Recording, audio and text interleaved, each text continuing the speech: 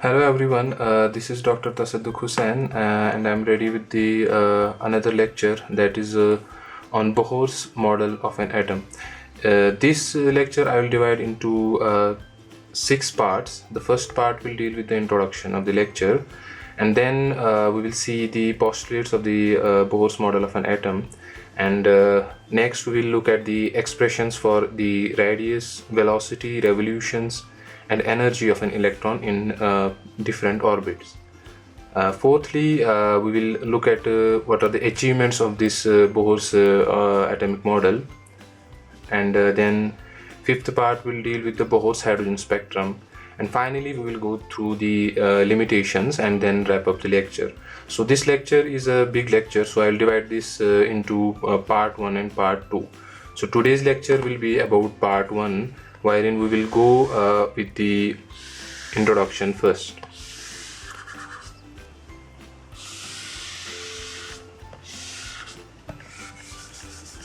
In my previous lecture I talked about the Rutherford's model of an atom, wherein we saw the major limitations of Rutherford's model of atom were these two. First was the stability of an atom, and the second was the line spectrum. Now, in order to overcome these two defects of the Rutherford's model of an atom, so Bohr's starting point was to realize that the classical mechanics itself could not explain the stability of an atom. So classical mechanics cannot explain the stability of an atom, because a stable atom has a certain size, so that any equation describing it must contain some fundamental constant or combination of constants with a dimension of length. So the classical fundamental constants are charge and mass of electron. These two cannot be combined to make a length. So if we combine these two, they cannot give measure of length of an atom actually.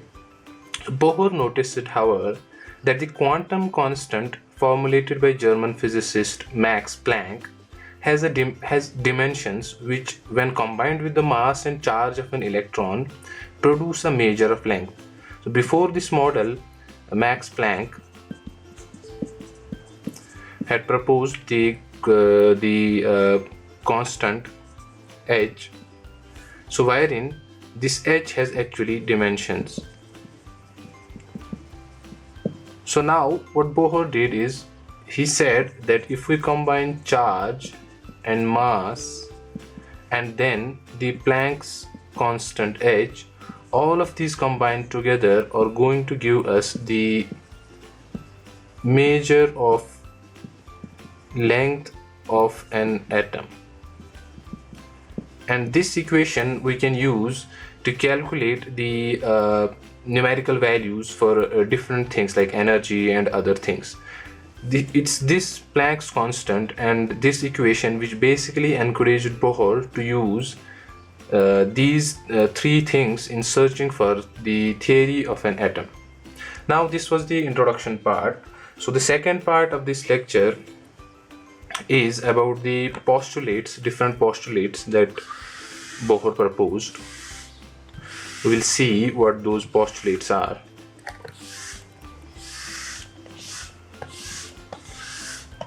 Now we have to write the postulates of Bohr's model. So the first postulate of Bohr's model is that the electron in an atom behaves like a material particle. So electron always behaves like a material particle, and it revolves around the nucleus in fixed concentric circular orbits or shells. These orbits are also called as energy shells. or we can call them as energy levels. Since the electron in these orbits is associated with a certain fixed amount of energy, that's why we can sometimes also call them as stationary levels. So in each orbit there is fixed energy, so we can call them as stationary levels also. The energy associated with a certain energy level increases with an increase in the distance from the nucleus. So according to Bohr's model, if I draw it here, so this is nucleus, and then this is the first orbit, this is second, this is third orbit.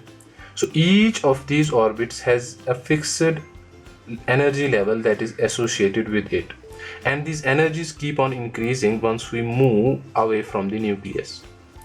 Now what Bohr did is he labeled these energy levels as K, L, M and so on. So now we'll write the energy levels are K, L, M, N, or in other words, if we label them as the orbit, then this is the first orbit, this is second orbit, this is third, and this is fourth orbit wherein an electron can move.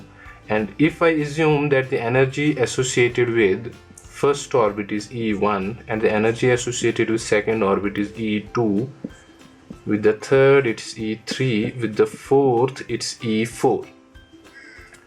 Now as we move away from the nucleus of an atom, the energy associated with the orbit is going to increase. That clearly means if energy with this fourth orbit is very high as compared to the energy that is associated with the first orbit, it's going to be low energy. So if we try to arrange all of them in the order of the energies, the order of energies is going to be E1 energy is less than E2, less than E3, less than E4.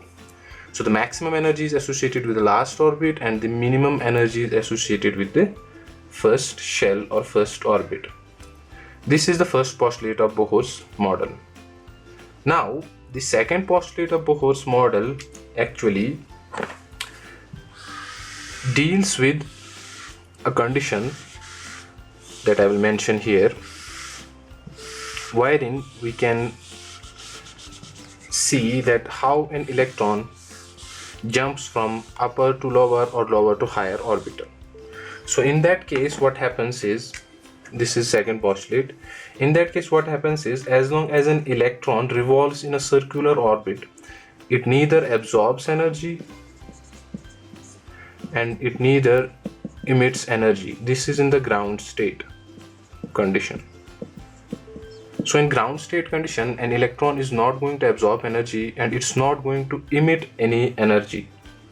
That's why the energy levels, we also label them as stationary states. Now in this case there will be two scenarios. One scenario will be when an electron jumps from a lower orbit to a higher orbit. In that case what happens is the energy is always absorbed. So energy will be absorbed when an electron moves from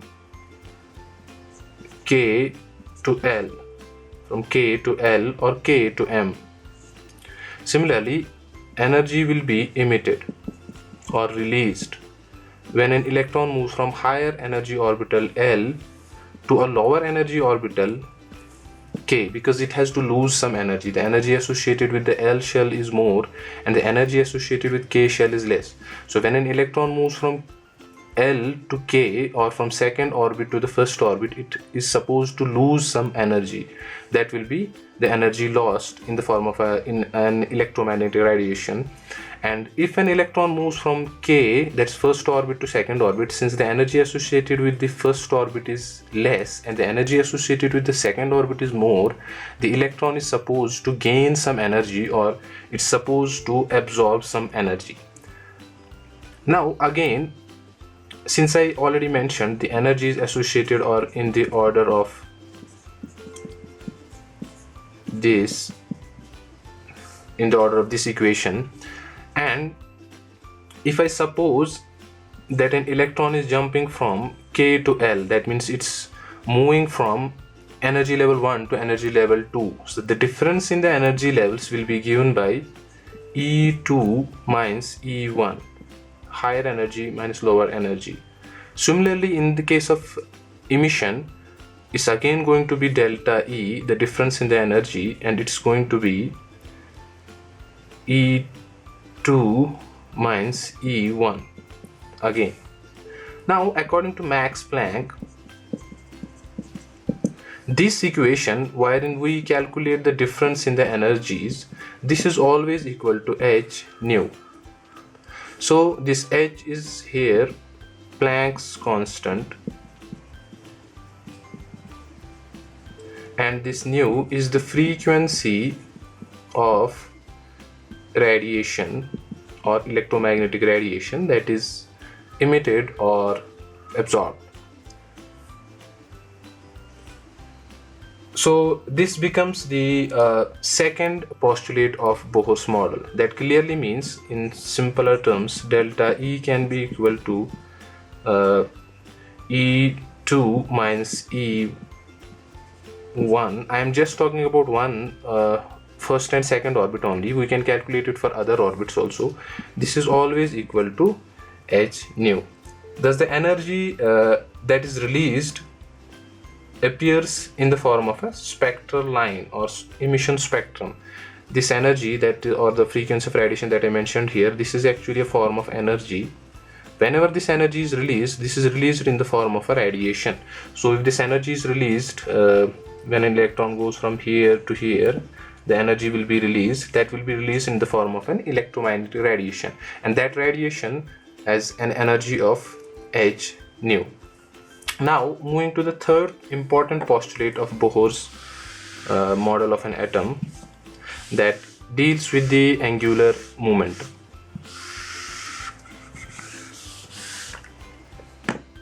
Third postulate deals with the angular momentum. Now, according to the classical mechanics, we know that angular momentum is shown by an equation mv r, that's mass, velocity and the radius.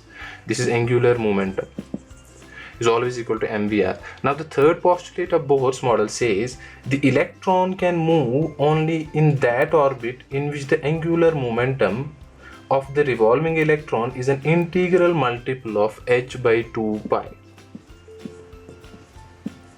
So an electron can move in that orbit only wherein its angular momentum is always equal to h by 2 pi.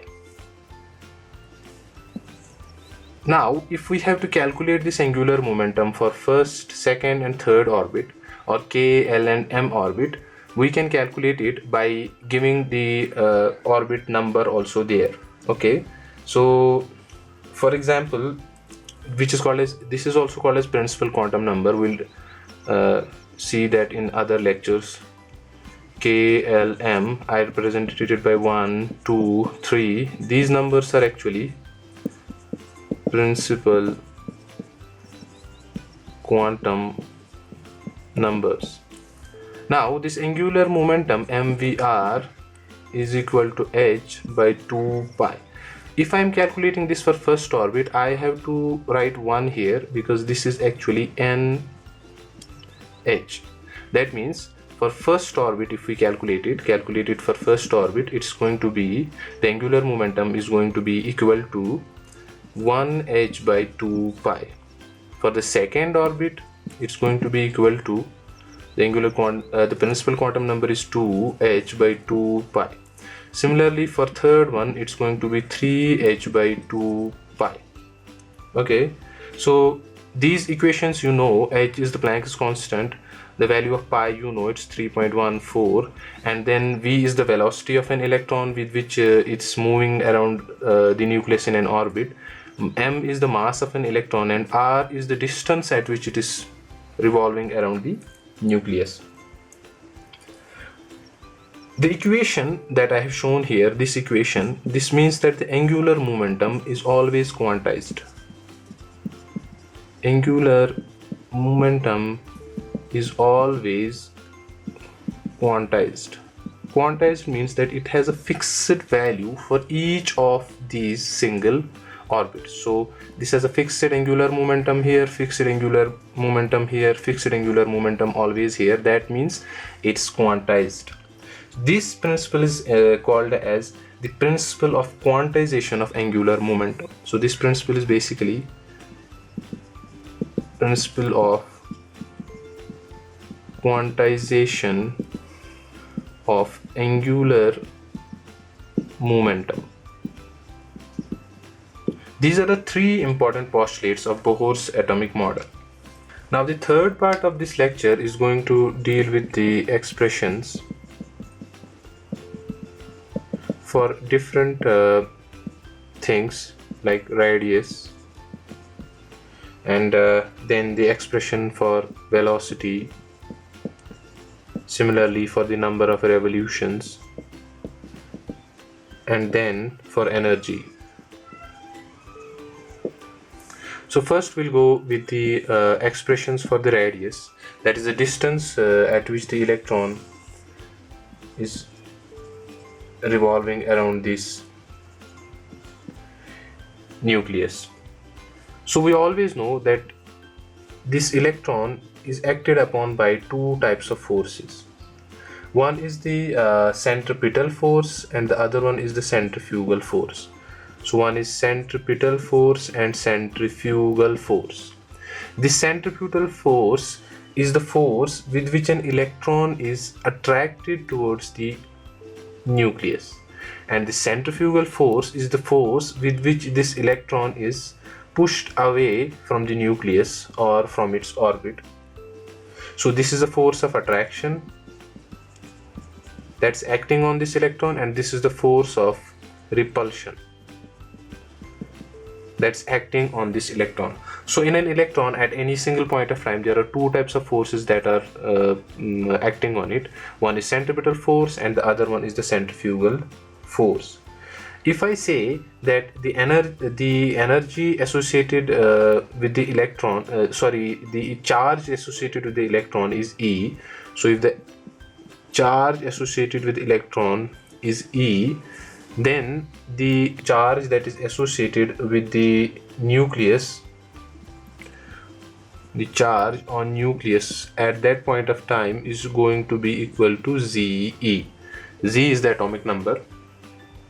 So the charge on nucleus is always a multiply of Ze, and two types of forces, centripetal and centrifugal force, are always going to act on this electron which is present in any single orbit. Now the expression for this force, if I calculate what's the expression for this force, in CGS system, the centripetal force is always equal to Ze square by R square.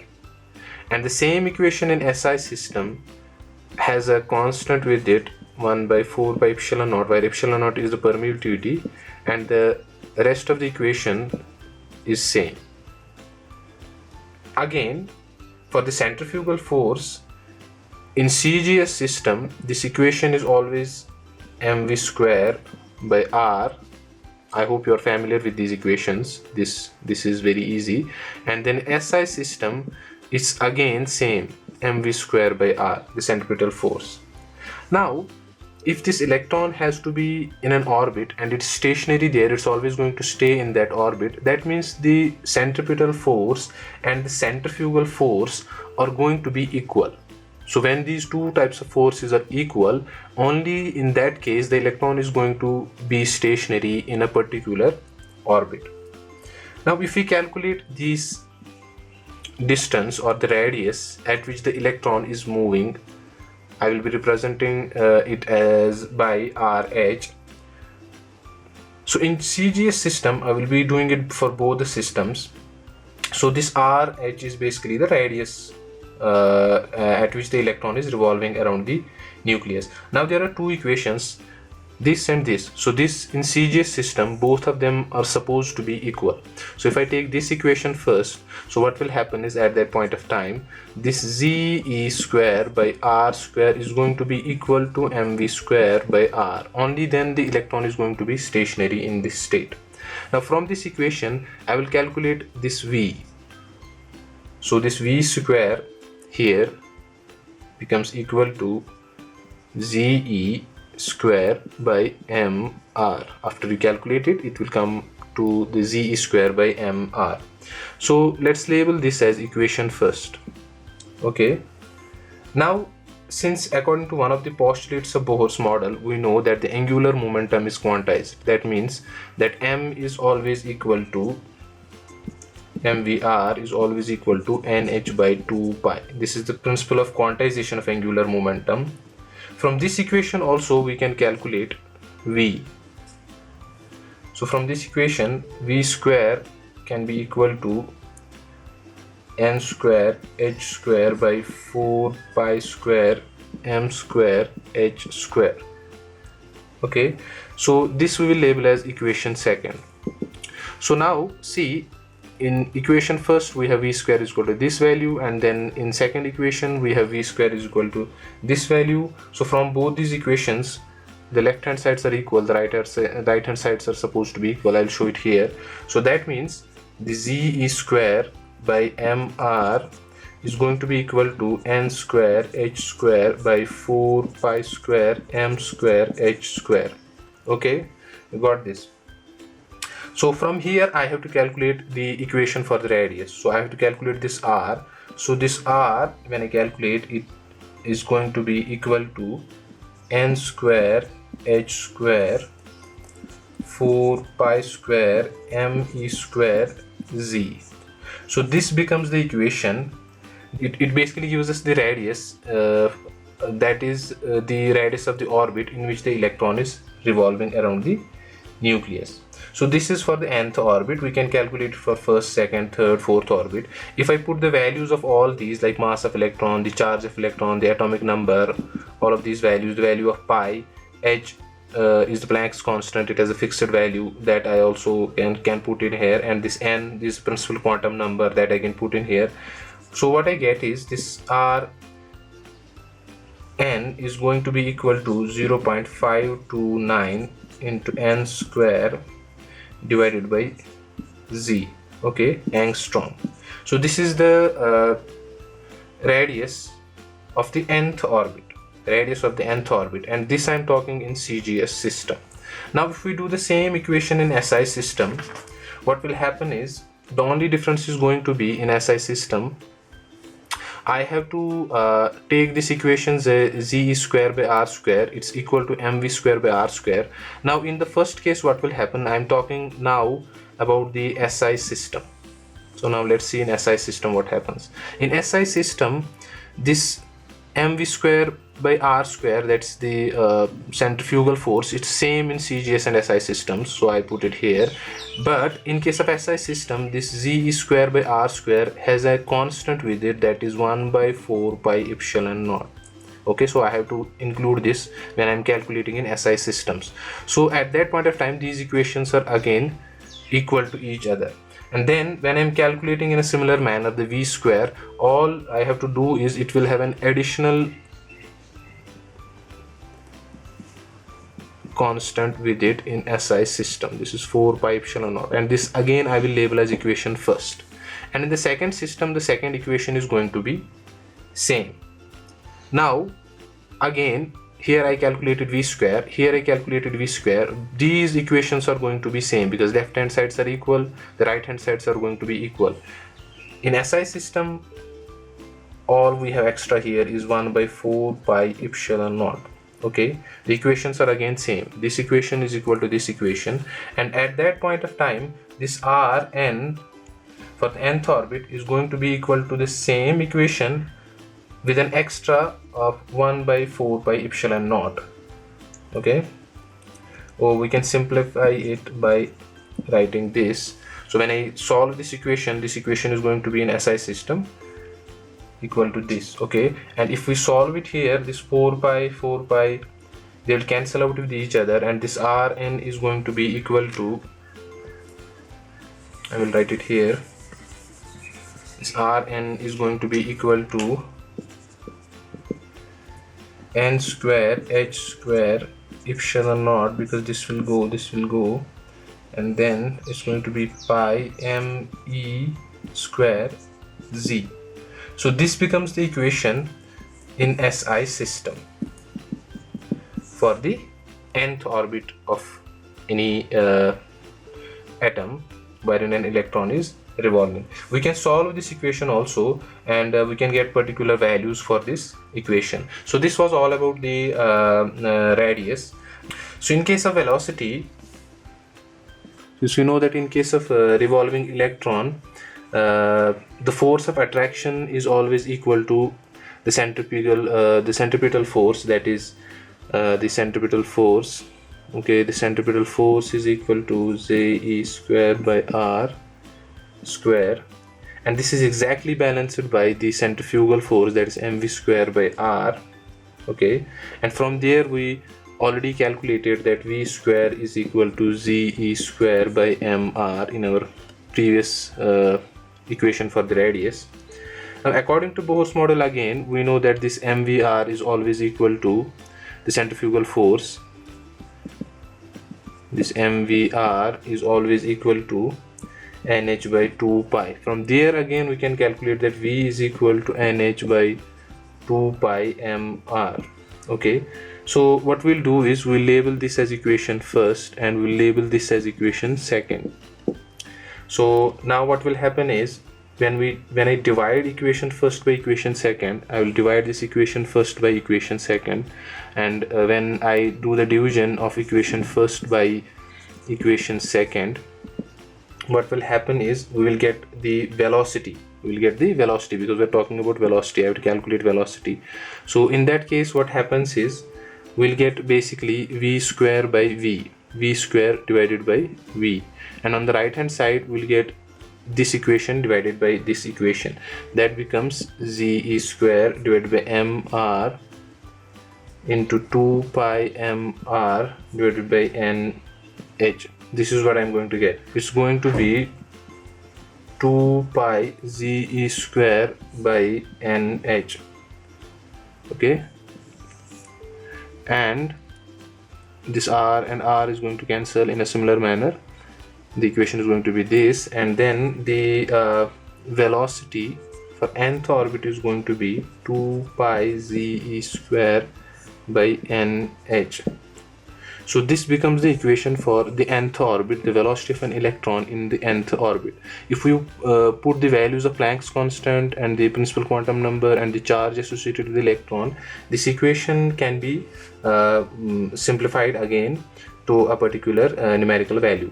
Similarly, the same equation can be calculated in SI system. In SI system, all we have to do is we have to do the addition of so this is CGS system. If I calculate the same equation SI system, so what will happen is the centripetal force is going to be what? It's going to be 1 by 4 pi epsilon naught into ze square by r square. So all I am doing is extra adding this constant, and this mv square by r, I already told you this is going to be same in CGS as well as the SI system. So this is going to stay same. Okay, and there is an addition of 1 by 4 pi epsilon naught in this one. So in that case, what will happen is the equation will move to here, and the velocity is going to be equal to this. So this again becomes equation second, but equation first will change, because in equation first we will have 1 by 4 pi epsilon naught extra. So upon solving that equation, I will get v square basically equal to ze square by 4 pi epsilon naught r square here. Okay, and the mvr is already, I know, equal to this equation, and when we divide this equation, let me say that this is equation third. So this time I'll be dividing equation third by this equation second again. So upon dividing equation third by equation second, what we will do is we'll get a final equation wherein we will get the value of the velocity of an electron in the nth orbit equal to z e square by 2 epsilon naught nh. Upon solving, you will get this equation, and this equation will give you the velocity of an electron in the nth orbit, but this is in SI system, and this equation is in the CGS system. So this is all about the velocity. Now since we calculated the expressions for the radius and we calculated the expressions for velocity, both of these radius and the velocity equations that we calculated are going to help us in calculating the number of revolutions that an electron goes through in this particular orbit. So again, I will divide this into two systems. One is CGS system and the another one is SI system. In CGS system, the number of revolutions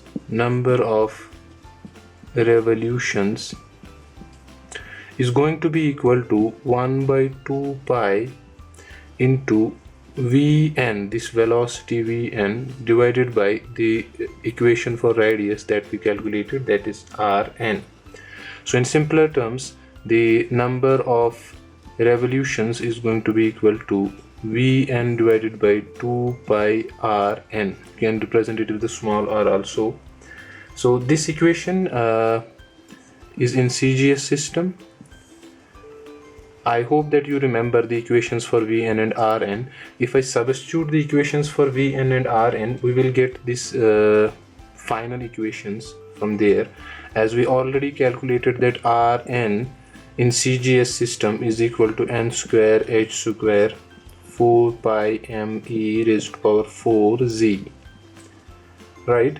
And then for Vn we also calculated in CGS system that it is equal to 2 pi z square by nh for the velocity.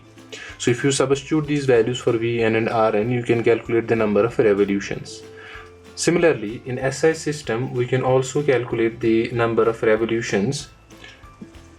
SI system, the number of revolutions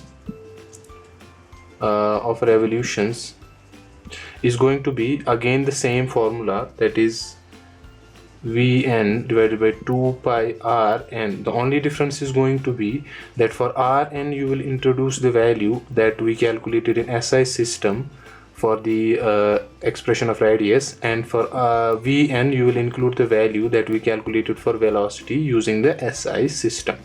So this concludes the revolutions part. So we calculated the revolutions, the radius and the velocity for an electron in an nth orbit. In a similar manner, we will calculate the expression for energy that is associated with an electron in any nth orbit. We know that the total energy that is associated with an electron in any orbit is equal to the summation of kinetic energy and potential energy. So if I calculate the total energy associated with this electron, I will have to put in the values of kinetic energy and the value for the potential energy. In CGS system, we know the kinetic energy is always equal to half of mv square, and it's also true for the SI system. So in both CGS and SI system, the kinetic energy is equal to half of mv square, and in CGS system this potential energy is equal to minus ze square by r, and in SI system this potential energy is equal to ze square minus ze square divided by 4 pi epsilon naught r. There is only addition of 1 by 4 pi epsilon naught here. Now if we calculate this in CGS system, this becomes equal to the sum of kinetic and potential energy. So kinetic energy is half of mv square, and the potential energy is equal to minus ze square by r. So plus minus is minus, so this will become equal to half of mv square minus ze square by r. Okay, so this equation we'll label it as equation 1. This is an equation for energy that I'm calculating in CGS system. Again, we know that in case of a revolving electron, the centripetal force is equal to Ze square by R square, and the centrifugal force is equal to mv square by R. And we also know that the centripetal force is equal to centrifugal force in case of an electron in a stationary state. So in that case, what will happen is this mv square by R is going to be equal to Ze square by R square. And finally, this equation is going to turn into mv square is equal to Ze square by R. Or in other words, I can also write this equation as half of mv square is equal to Ze square by 2R. So this equation, I will keep it as equation second. Now if I put the value of this half of mv square from equation second into the equation first. So I'll put the value of half of mv square into this equation first. So left hand sides have half of mv square. Here you can see again there is half of mv square. So if I put this value of half of mv square here, so this equation becomes like this. So En becomes equal to Ze square divided by 2R, this equation, minus Ze square divided by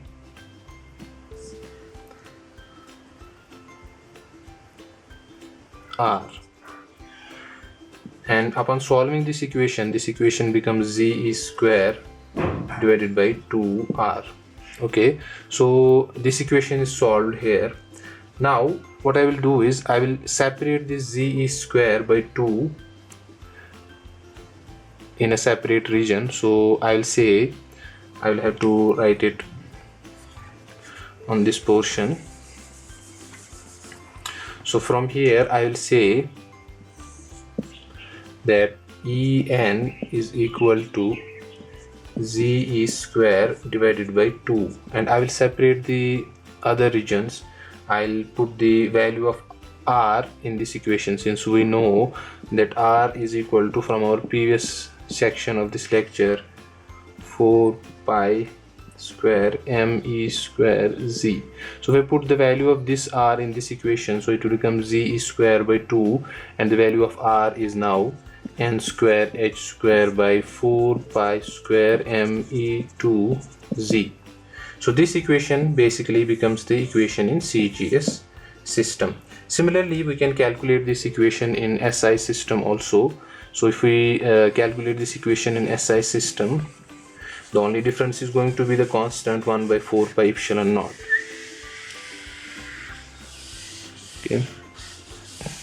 So in SI system, again, this energy is going to be equal to the kinetic energy plus potential energy, and upon solving, this energy is going to be equal to half of mv square minus Ze square. But in SI system, when I say, I have to add 4 pi epsilon naught R square. Sorry, it's R. Okay.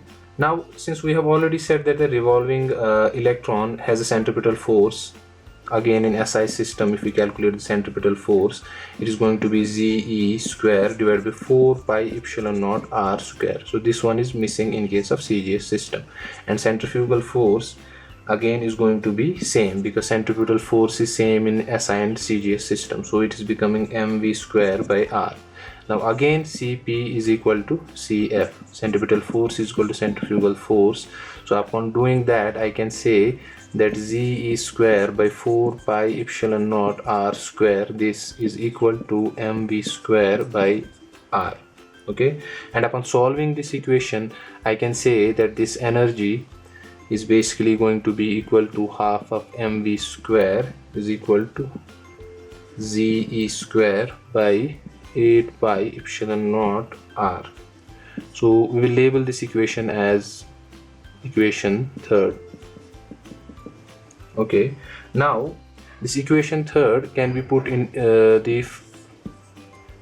this equation as equation 4. So when we put equation third in equation 4, so the value of half of mv square is equal to this value. So here I will represent this half of mv square by this value.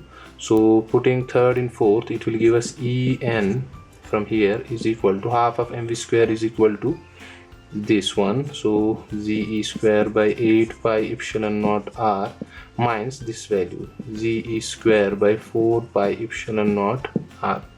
So when I solve this equation again, I am going to get this value. For r, I am going to put the value since here we know that r is equal to n square h square epsilon naught in SI system pi me square z. This I discussed it in earlier in this lecture. So this equation will become ze square by 8 pi epsilon naught into pi me square z divided by n square h square epsilon naught. Okay, I have represented this value of r here. So this equation becomes the equation for energy in case of the electron in an nth orbit using the SI system or SI notation.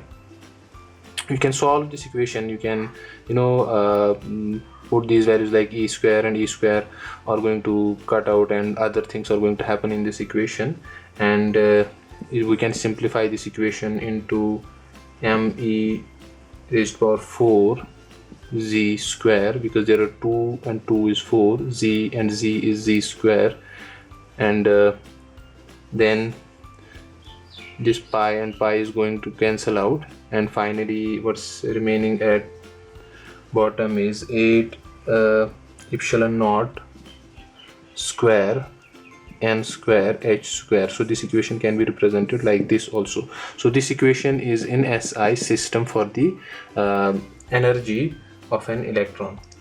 I think this concludes the first part of the Bohr's model of atom, and in our next part we are going to next part of this lecture I'll be dealing with the achievements that Bohr's model of an atom had, and the Bohr's hydrogen spectrum also, and then we will look at some of the limitations of Bohr's model of atom, and finally we'll wrap up the lecture by writing down or jotting down the conclusions from this lecture.